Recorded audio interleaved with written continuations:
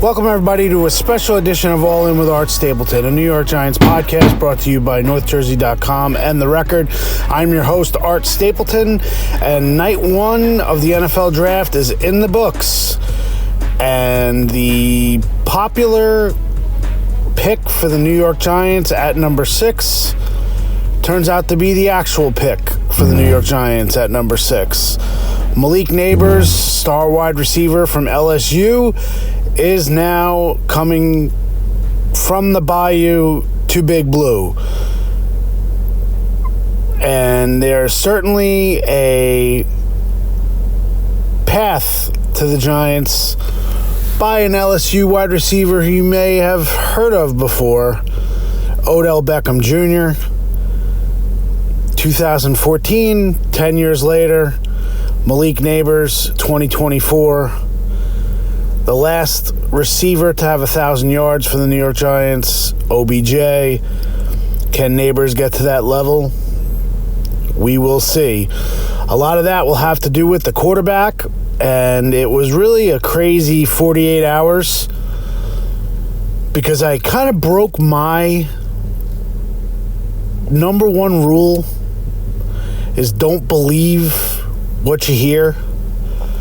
And I kind of bought into the idea of the Giants trading up to 3 to get Drake May with the Patriots. And I really thought with some of the reports, the way they were coming out in New England, hearing some things that, yes, the Giants were going to put on a full court press and be as aggressive as they could to get up to May.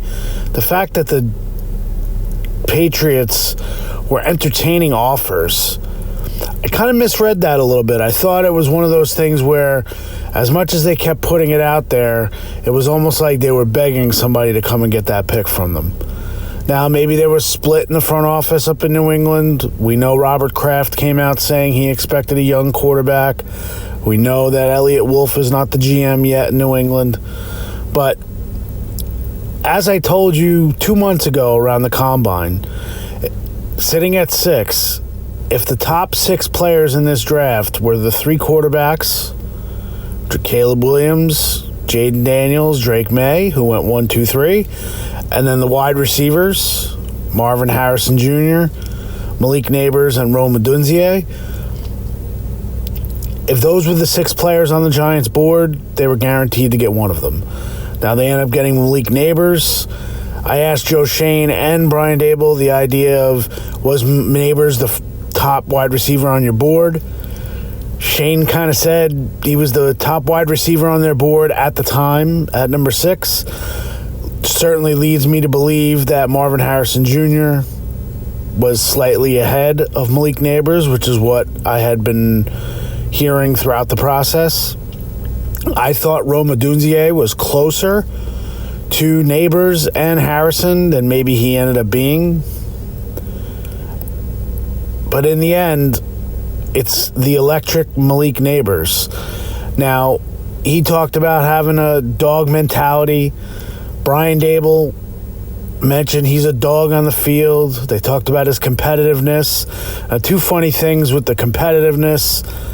Number one, which I thought was very, very interesting, and it backs up what we had reported back in March, right after the Combine, that the 3 top receivers were all in here at 1925 Giants Drive for their 30 visit.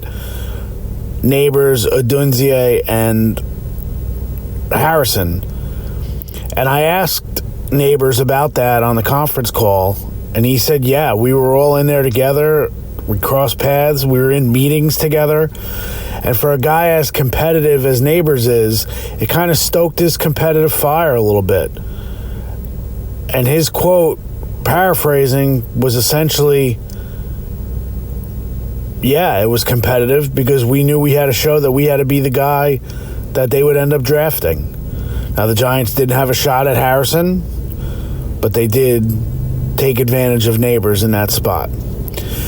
Now, the big question for the cynical Giants fan is the idea of, is Daniel Jones good enough to take advantage of Malik Nabers? And it's the chicken and egg that we kind of talked about with Carly the young fan from West Essex who came onto the live All-In show from the draft party and kind of brought up that idea of the Giants had Jalen Hyatt last year and he was open a lot and Daniel Jones couldn't get him the football.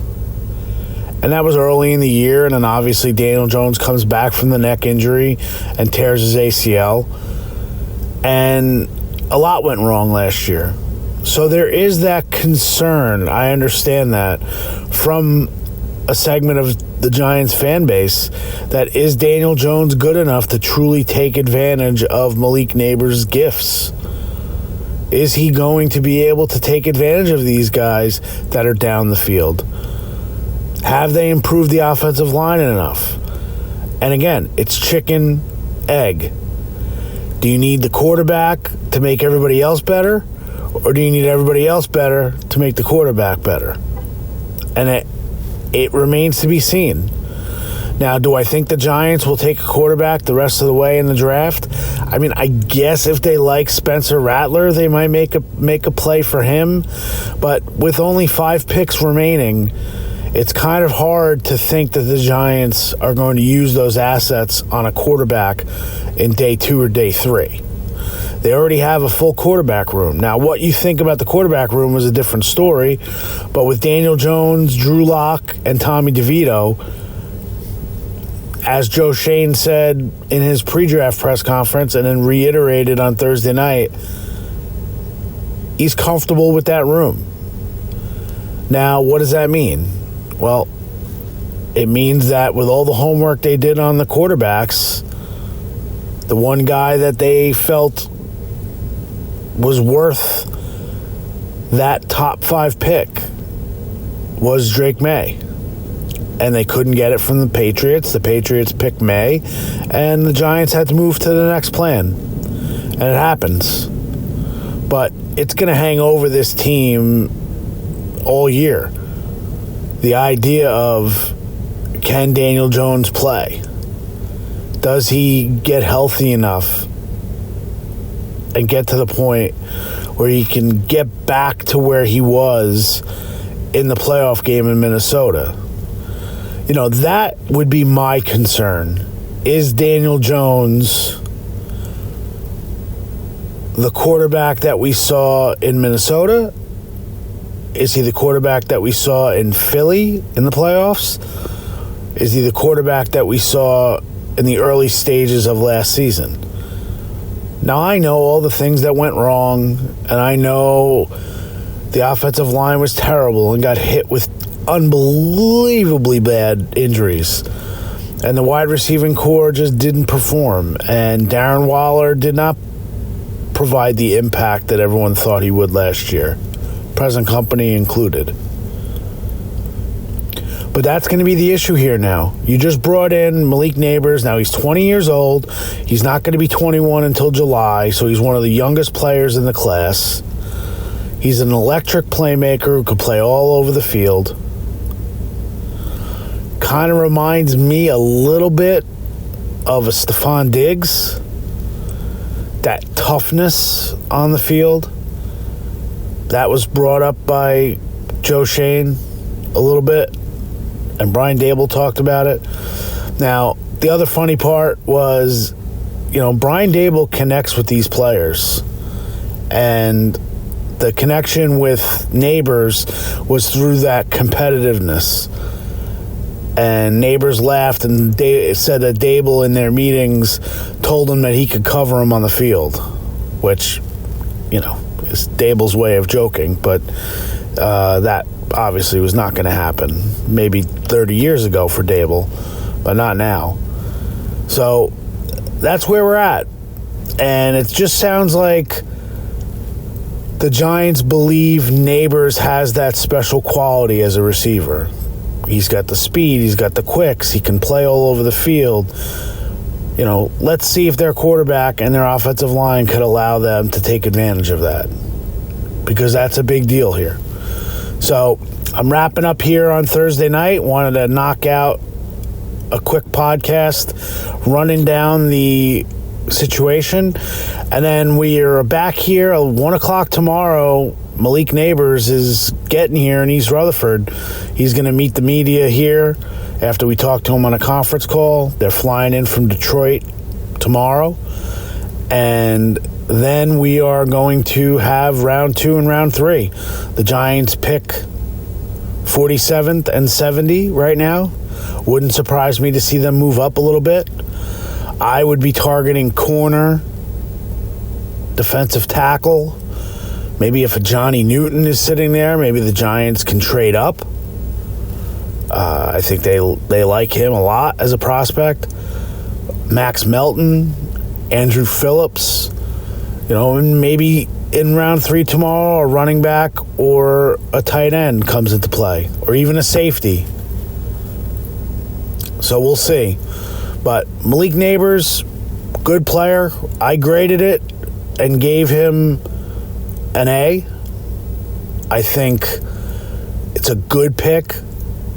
It's a player who can really be a transcendent talent on the field. The questions I have are questions that I know a lot of fans have, is that will Daniel Jones be able to recapture some of the strong play that he had from 2022? And that's going to hang over him, and it's going to hang over this team right now. I don't see them looking at another quarterback in this draft. I could be wrong, but we'll just have to wait and see. So Malik Nabers, won't you be my neighbors? Welcome to the neighborhood. There's a lot of fun we can do with Neighbors, with headlines and jokes, and just right up my corny dad joke alley. So that's where we're at. So Malik Nabers, you can check off the wide receiver for the Giants. Quarterback is still a big question mark. And then attack your needs tomorrow. I think starting with corner. I'd like to see a guy like Max Melton from Rutgers here. I think he would be phenomenal. I think Andrew Phillips, Johnny Newton. Make sure you check out, I'll have top day 2 targets at northjersey.com, embargoed in the morning, once the draft gets done, and then we can knock that out. So that's about it. Appreciate you being all in. For everyone who listened to the live show at the draft party, much appreciated. And we'll be in touch. We'll see you tomorrow.